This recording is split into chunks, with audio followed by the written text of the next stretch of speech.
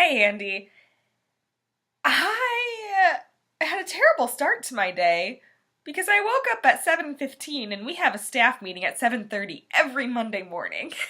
And you may be tempted to blame daylight savings times, but you should not because I woke up at 6:30 when my alarm went off and I hit snooze, but I didn't hit snooze. I hit dismiss. Oops. Excellent start to my day. But you could also blame the fact that I spent the last 3 days or so cocooned, cubbied in my apartment, not venturing into the outside world except to go to the walk-in clinic in Ludington because you may be able to hear in my voice I'm a little bit sick. Turns out that being coughed on by 7th graders is the best strategy for staying healthy. I picked middle school so that I wouldn't have to deal with things like this, but this is what we do because we love to teach. And speaking of loving to teach, I got to help my kids harvest potatoes today. We dug up potatoes from our Mars buckets, which was super great. We harvested just like a small little bucket full, and we're gonna make mashed potatoes. And I'm really excited. So I will probably take the potatoes home and make mashed potatoes like tomorrow night or something. And then I don't know, stick them in my crock pot? Yeah, that's a good idea. I'll stick them in my crock pot and bring them to school and everyone can have like a half a bite of potato because we didn't grow that many. But you know what? It's fine. We'll taste the fruits of our labor and it's going to taste like iron because Mars dirt. But hey, it'll be delicious and fun and it is going to be the proof in the pudding that PBL works. So okay, there's that. And I love PBL. But my mind is always trying to come up with new PBL ideas, and so I just left Nicole a really long rambling message asking her about these model rockets that we built in the 6th grade and launched with Coke and Mentos. And I don't remember how we did it. I understand the whole Diet Coke and Mento thing, but I don't remember how we set up the rocket on top of the Coke and Mentos. I've got no idea. I want to do something outside and fun because, well, it's dark now, but it was spring today and it was sunny and okay, I went to Little Caesars to grab a pizza for dinner because I so did not feel like cooking because this is the first time in 4 days that I've had any appetite at all. And so I went and I got a pizza and it was funny because I was standing in line at Little Caesars and the guy walks in behind me and he's in work boots and snow pants and I'm wearing my skinny jeans and I got my chacos on and I was sitting here going, we live in 2 different Michigans, my friend. I didn't say anything, though. I thought about it, but I didn't because I'm awkward enough as it is. I don't need to awkwardize strangers, I guess. And then driving home from getting pizza, I was driving along and this truck kept getting really, really up close next to me and then going back behind me. And I was like, I'm going 65 and a 55? Why don't you just go around me? And then I turn and I look and it's one of my youth group students who's just me, right up next to me. And it was kind of funny, but then I was sitting there thinking, you know what? I was just on the phone to your mom 20 minutes ago because your younger brother is in the class that I teach. And we were talking about robotics things and just how funny the world is. I wonder how mom would feel about him trying to go 75 and a 55 trying to pass me. I won't tell, but still. It just made me laugh.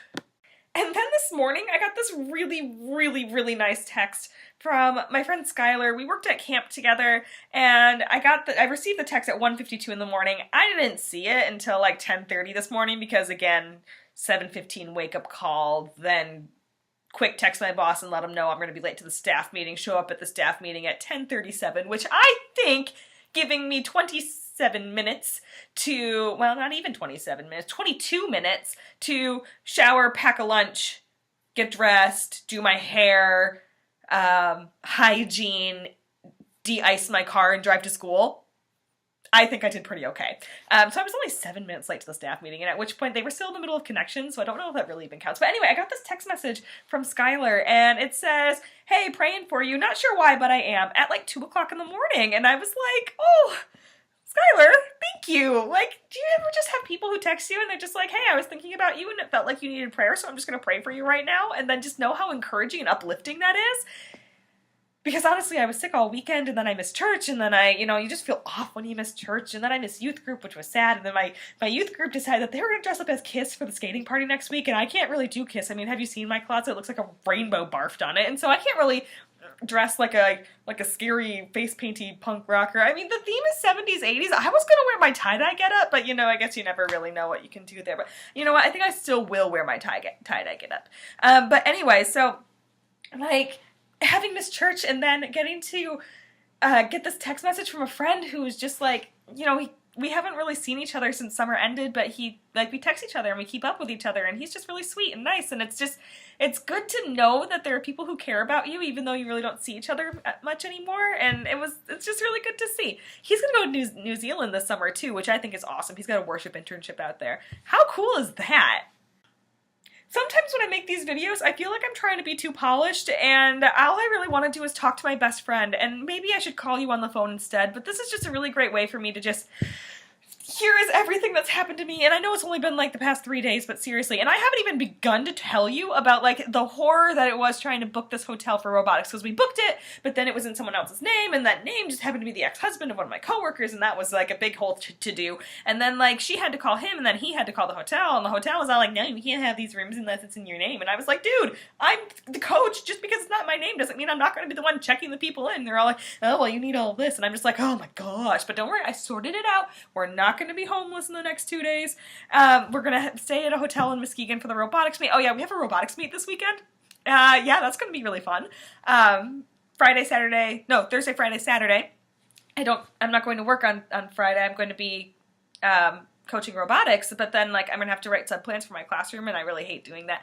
I think I'm just gonna make it a project work day for my kids though, because they need all of the above and beyond time that they can get, because this year I only gave them 3 weeks instead of 5, or this term, 3 weeks instead of 5 weeks, because we lost like a week and a half due to snow days and we had to make it up somewhere. And so I made the above and beyond projects much smaller, but the kids are still like taking their sweet old time on them, and like honestly, I think that the kids really need to get into gear, but I don't want to rush them through the trial and error process, because trial and error is really just the way that you really get kids to understand and learn how to do things better and do things well without being shown how to do them the first time. And I really think that that's a valuable part of project-based learning, is teaching the kids how to do it on their own, And I just don't think that'd be fair to take that away from them, even if, like, we're in a bit of a time crunch. I don't know. I'm going to give them all a Friday to do it, but I doubt that they'll do much of anything anyway, because nobody can seem to do anything without me. It'll be fine. It'll be fine. The kids are all going to pass, even if every one of them gets a D, although they won't all get a D. I know of at least 6 students who are doing video projects that I'm very excited about. So, yeah. I wonder if this video actually follows the normal trajectory of a conversation with me, or between the two of us. I mean, it's a little one-sided because it's just me talking, but it makes me wonder. Love you, Andy. Bye.